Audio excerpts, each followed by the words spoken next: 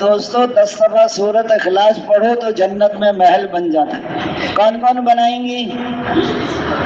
ہاتھ کھڑا کرنے سے نہیں بناؤ گے، آپ کو یقین ہوگا تو بناؤ گے۔ ہاں 20 دفعہ پڑھو 2 بن جاتے ہیں، 30 دفعہ پڑھو 3 بن جاتے ہیں۔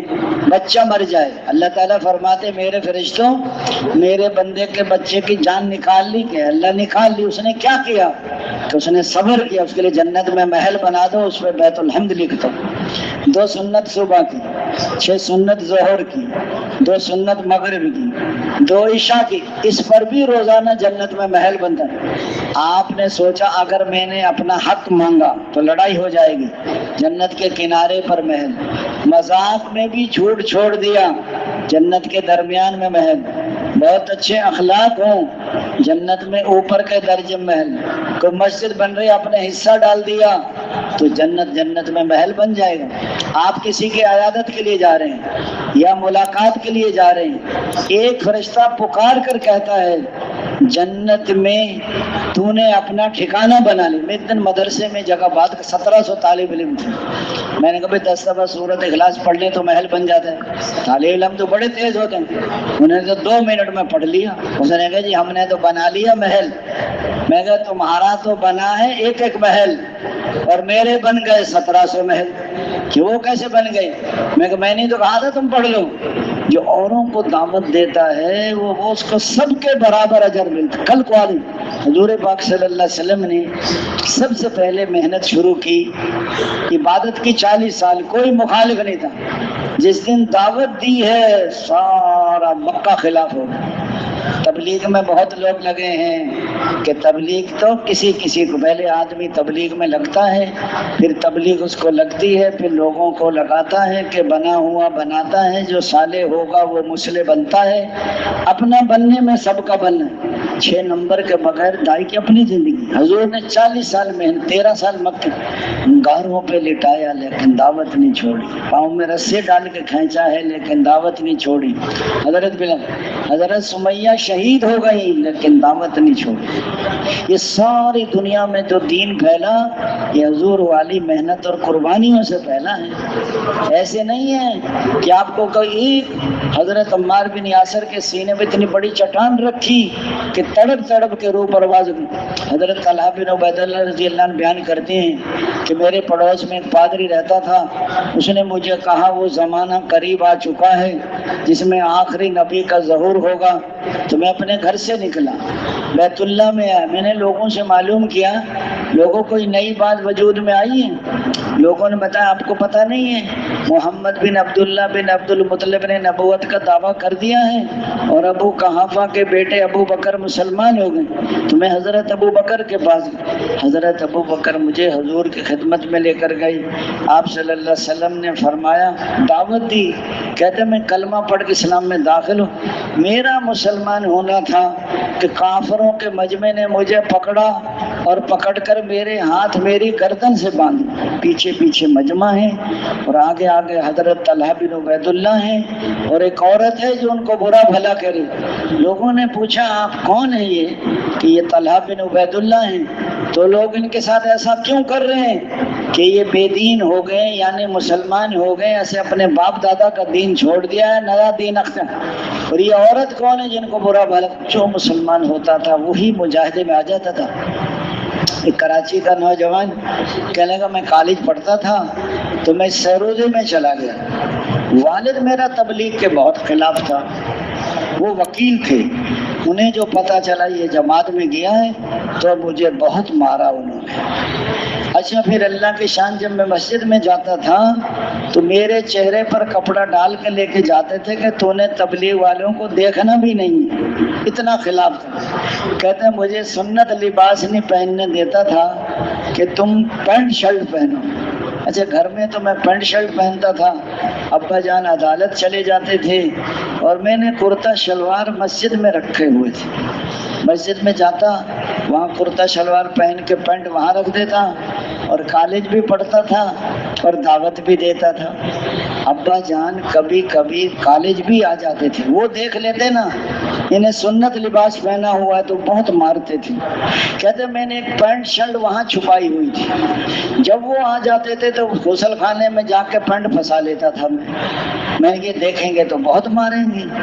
ایک آدمی ہوتا ہے دل کا اندھا، ایک ہوتا ہے آنکھوں کا اندھا، جس کو حضور کے طریقے میں کامیابی نظر نہیں آتی، وہ دل کا اندھا. دل کا اندھا جہنم کے گڑھے میں جا کر گرتا ہے. اس لیے فرمایا میں کالج پڑھتا رہا، جب میں نے بی اے کا امتحان دیا تو میں چھپ کر رائے آ گیا. یہاں آیا تو 65 دن گزرے تھے، پیچھے سے ابا جان آ گئے پکڑنے کے لیے. مجھے پتا چل گیا کہ راوڑ مرکز پہنچ گئے، تو میں نے وہاں پھاٹک ہوئے ریلوے لائن کے پھاٹک کے ساتھ مسجد ہے، وہاں جا کے چھپ گیا. وہ کئی دن تک بزرگوں سے لڑتے رہے، بحث کرتے رہے، لیکن میں ان کو نہ ملا. اللہ کی شان، ایک دن ایک مقیم کو ساتھ لے کر پھاٹک والی مسجد میں پہنچ گئے اور مجھے سوتے کو پکڑ لیا، کراچی لے گئے. راستے میں ابا جان نے مجھے بہت پھل کھلائے. میں نے یہ سمجھا جو اتنے پھل کھلا رہے ہیں تو ایسا لگتا ہے جیسے ان کو تبلیغ سمجھ آ گئی. لیکن مجھے گھر چھوڑا، پھر بازار سے چمڑے کے کوڑے خرید کے لائے اور پھر اتنا مارا کہ بدن سے خون نکلنے لگا. پھر بھی بس نہیں کی، پھر میرے ہاتھ موٹر سائیکل کے پیچھے باندھ دیے. خود موٹر سائیکل چلا رہے ہیں، پھر موٹر سائیکل کے پیچھے میں دوڑ لگا رہا ہوں. کہتے ہیں لوگ پوچھتے ہیں ان کے ساتھ ایسا کیوں کر رہے ہیں آپ؟ کہ یہ تبلیغ میں جاتا ہے، میں اس کو منع کرتا ہوں، یہ مانتا نہیں. پھر بھی بس نہیں کی، 2 گھنٹے موٹر سائیکل کے پیچھے گھسیٹا، پھر تھانے میں لے گئے مروانے کے لیے. تھانے دار سے کہا اس کو مارو، وہ بھی ڈنڈا لے آیا. ابھی مارا نہیں تھا کہ ایک اور تھانے دار آ گیا. اس نے پوچھا اس بچے کا کیا جرم ہے؟ اس نے کہا یہ بچہ تبلیغ میں جاتا ہے، یہ والد صاحب ان کے وکیل ہیں، یہ منع کرتے ہیں، یہ مانتا نہیں ہے. تو تھانے دار کہنے لگا وکیل صاحب آپ تو عدالت میں جائیں، اپنا کام کریں، اس کو ہم سنبھالیں گے اس مسئلے کو. اس نے کہا تھانے دار نے اس تھانے دار سے کہا جو ڈنڈا لے کر آیا تھا، اس نے کہا جی اس کے والد کو تو عقل نہیں ہے، یہ تو نبیوں والا کام ہے جو یہ بچہ کرتا ہے.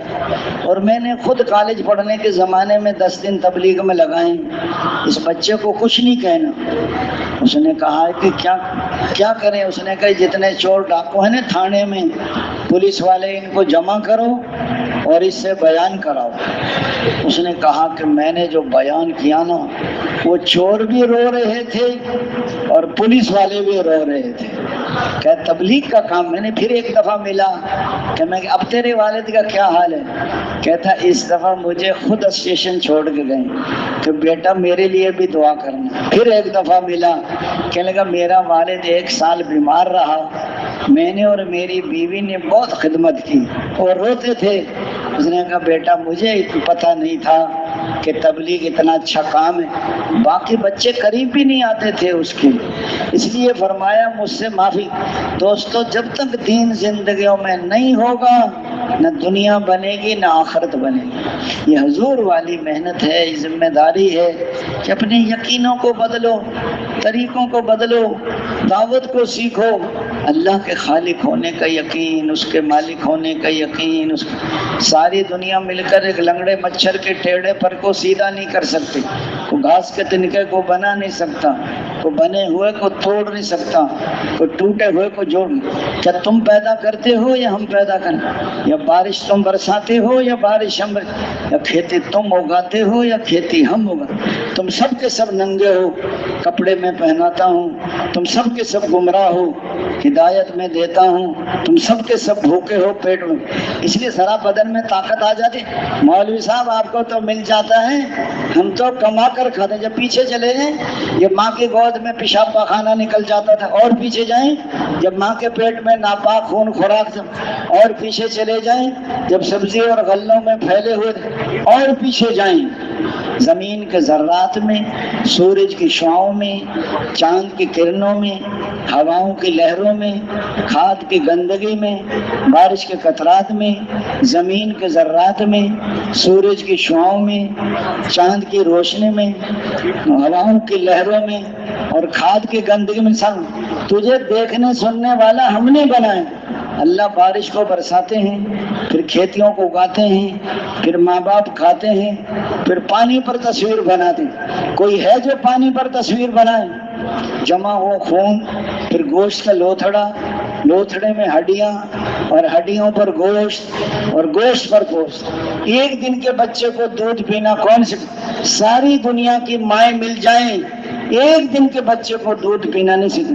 فرمایا چھوٹے بچے کو رزق دینے والا، اور ٹوٹی ہڈی کے جوڑ دینے والا، اور پیاسوں کی پیاس بجھانے والا، اور بھوکوں کے پیٹ بھرنے والا، اور ننگوں کو کپڑا پہنانے والا، اور مسافر کو ٹھکانہ دینے والا، اور مجبوروں کی پکار سننے والا، بے سہاروں کا سہارا، ہر اکیلے کا ساتھی۔ اللہ اتنا قریب جو کہیں دور نہیں، اور اللہ ایسا غالب جو کسی سے مغلوب نہیں۔ وہ ذات میں بھی یکتا، صفات میں بھی یکتا، جو چاہتا ہے اپنی قدرت سے کرتا ہے، وہ کرنے میں کسی کا محتاج نہیں۔ اس لیے فرمایا اللہ کے خالق ہونے کا یقین آ جاتا تو اللہ کے احسانات میں یہ دب جاتا، اور اللہ کے مالک ہونے کا یقین آ جاتا تو کبھی اپنے اعضاء جوارح کو غلط استعمال نہ کرتے۔ ہم کسی چیز کی، بعض لوگ خودکشی کرتے ہیں، اللہ تعالیٰ ان کو اٹھا کے جہنم میں پھینک دیتا۔ جان تیری نہیں تھی، جان میری تھی۔ ہم کسی چیز کی، یہ دیکھو یہ نہ دیکھو، یہ سنو یہ نہ سنو، ادھر چلو ادھر نہ چلو، ہم اپنی مرضی سے کچھ نہیں کر سکتے۔ کسی نے پوچھا یا رسول اللہ کس سے بچوں؟ فرمایا اپنی زبان سے بچوں۔ کتنے لوگ زبان کی وجہ سے الٹے منہ کھینچ کے جہنم میں پھینک کے جائیں۔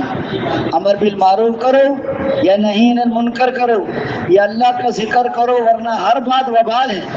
اس لیے فرمایا 4 حدیثیں ہیں، 4 لاکھ حدیثوں کا خلاصہ۔ پہلی حدیث پاک عملوں کا دار و مدار نیتوں پر۔ دوسری حدیث پاک جو اپنے لیے پسند کرو اپنے بھائی کے لیے پسند کرو۔ تیسری حدیث پاک چھوڑ دے اس چیز کو جو شبہ میں ڈالے۔ اور چوتھی ترک ما لا یعنی کہ لا یعنی۔ اے ابو ہریرہ کون ہے جو 5 باتیں مجھ سے سیکھے اوروں کو سکھائے عمل کرے؟ یا سلام میں سیکھوں گا عمل کروں گا۔ اے ابو ہریرہ حرام سے بچ جاؤ، سب سے بڑے عبادت کو دیکھو، کھانے میں بھی حرام ہے، غیر عورت کو دیکھنا بھی حرام ہے، مسلمان کی غیبت کرنا بھی حرام، حرام سے بچ جاؤ، سب سے بڑے عبادت گزار بن۔ دوسرا فرمایا جو کچھ اللہ نے تم کو دیا ہے اس پہ راضی رہو، سب سے بڑے غنی بن جاؤ گے۔ تیسرا فرمایا اپنے پڑوسی کے ساتھ اچھا سلوک کرو، کامل مومن بن جاؤ گے۔ چوتھا فرمایا جو اپنے لیے پسند کرو اپنے بھائی کے لیے پسند کرو، کامل مسلمان بن جاؤ گے۔ اور فرمایا کہ زیادہ ہنسی سے بچو کہ زیادہ ہنسی سے دل مردہ ہو جاتا ہے۔ ہم کسی چیز کے مالک نہیں، اس لیے فرمایا اللہ کے رازق ہونے کا یقین آ جاتا تو کبھی رزق کمانے میں اللہ کا حکم نہ توڑتا، دھوکہ نہ دیتا، رشوت نہ لیتا، کم نہ تولتا، جھوٹ نہ بولتا، ملاوٹ نہ کرتا۔ پہلے زمانے میں جب مرد کمانے کو جایا کرتے تھے ان کی گھر والیاں کہا کرتی تھی کہیں سے حلال روزی مل جائے تو لے آنا، حرام روزی لے کر نہ آنا، حرام کھا کر ہم سے جہنم کی آگ برداشت نہیں ہوگی۔ حضرت ابن عباس رضی اللہ عنہ حج کا قافلہ لے کے جا رہے تھے، راستے میں ایک بندہ مر گیا، قبر کھودی تو سانپ نکل آیا، پھر قبر کھودی تو سانپ نکلا، پھر قبر کھودی تو فرمایا اس کو سانپ، یہ بتیاں جلا دو دونوں بتیاں، فرمایا اس کو سانپ کے ساتھ ہی دفن کر دو۔ جب واپس حج کر کے ان کے گھر گئے ان کی بیوی سے پوچھا تمہارے میاں کیا کرتے تھے؟ بتا غلے کی تجارت کرتے تھے۔ کیسے کرتے تھے؟ کہ غلہ نکال لیتے تھے اس کی جگہ بھوسا بھر دیتے تھے، یعنی وہ جو بھوسا بھرتے تھے اس کا سانپ بن گیا۔ مرنے کے بعد پتہ چلے گا سچا تاجر اور امانت دار تاجر کا حشر نبیوں کے ساتھ، صدیقین اور شہداء کے ساتھ ہوگا۔ قیامت میں دوست بزرگوں بھائی یہ سوال کیے جائیں گے مال کیسے کمایا تھا، کیسے خرچ کیا، اپنے علم پر کیا عمل کیا، جوانی کہاں لگائی، زندگی کہاں لگا دی۔ اس لیے فرمایا اللہ تعالیٰ کے رازق ہونے کا یقین۔ ایک آدمی نا رشوت بہت لیتا تھا، اس کے پڑوس میں ایک بوڑھی اماں رہتی تھی، تو وہ ایک دن افسر کے گھر میں مرغے کا گوشت لے کر آئی اور اسے کہا کہ یہ گوشت لے لو، تو اس کی بیوی کہنے لگی اماں تمہارا کوئی دفتر میں کام ہے؟ کہ نہیں کوئی کام نہیں ہمارا تو نہیں کوئی کام ہو تو بتاؤ، نہیں کوئی کام نہیں ہے۔ اس نے کہا پھر مرغی کیوں لائی ہے؟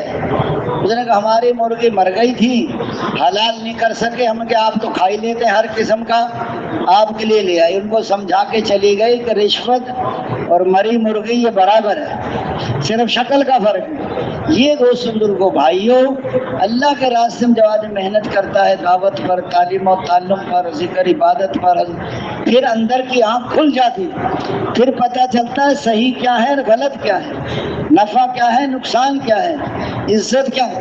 دکان میں بیٹھنے کو نفع سمجھتا ہے اور تبلیغ میں نکلنے کو نقصان سمجھتا ہے۔ بھائی 1/7 کروڑ گنا شری حضور کے طریقوں میں کامیابی کا یقین اور غیروں کے طریقوں میں ناکامی کا طریقہ سیکھ لیا اور طریقے میں کامیابی کا یقین نہ سیکھا۔ جب عمل اور شکل کا مقابلہ ہوگا تو عمل کو چھوڑے گا۔ فرمایا سچ بولیں 1 لاکھ دینا پڑے، جھوٹ بول دے 1 لاکھ آ جائے گا۔ یہ جھوٹ بول کے 1 لاکھ آئے گا، یہ مال ہے یا وبال ہے؟ بات آدمی، یہ آدمی کو دھوکہ نظر آتا ہے۔ اس لیے دوست بزرگوں بھائیوں، مال ہے، ملک ہے، عہدہ ہے، ڈگری ہے، سونا ہے، حضور کے طریقے نہیں ہے، ناکام ہو جائے۔ حضرت بلال رضی اللہ عنہ کے پاس کیا تھا؟ حضور کی غلامی، کیسے کامیاب انسان دنیا سے۔ اور ابو لہب کے پاس کیا تھا؟ حضور کے چچا، اتنا ذلیل ہو کر مرا، ہمیشہ کے لیے جہنم میں چلا۔ دوستو اللہ تعالیٰ دیکھتے ہیں حضور والی زندگی، اس لیے فرمایا اللہ کے راستے میں نکل کر یہ بات کھل جاتی ہے، اپنی نمازوں پر محنت کرو۔ نماز جب بنے گی جب صحیح یقین ہو، مسائل والے طریقے ہوں، اللہ کی عظمت کا دھیان ہو، فضائل کا استحضار ہو، نفس کا مجاہدہ ہو، اللہ کو راضی کر، آنکھوں کا صحیح استعمال، نیت باندھتے سجدے سے آگے نکال نہ جائے، رکوع میں پاؤں کے درمیان، تشہد میں گود میں اور سجدے میں آنکھوں کا صحیح استعمال کر لیا، خشوع نصیب ہو۔ کانوں کا صحیح، اپنی نماز اپنی سنو، امام صاحب کے پیچھے امام سے ایک آدمی نہ اپنی سنتا ہے نہ امام کا بازار کے آوازیں سنتا۔ نماز کا بننا ساری۔ حضرت عمر بن عاص رضی اللہ عنہ کی بیٹی کی شادی ہوئی، پہلی رات کی دلہن کے پاس گئے، بیوی سے کہا 2 رکعت نماز پڑھ لوں؟ بیوی نے کہا پڑھ لی۔ 2 رکعت کی نیت باندھی، صبح سحری تک پورا قرآن ختم کر دیا، پھر روزہ رکھ لیا۔ اگلے دن پھر گئے بیوی کے پاس، 2 رکعت نماز پڑھ لوں کہ پڑھ لی؟ پھر بیوی نے نیت باندھی، صبح سحری تک پورا قرآن ختم، پھر روزہ رکھ لی۔ تیسرے دن سسر نے پوچھا بہو سے بیٹے کو کیسا پایا؟ بہو نے بتا دیا۔ اس نے کہا بڑا نیک ہے بیٹا آپ کا، ساری رات نماز پڑھتا ہے اور سارے دن روزہ رکھتا ہے۔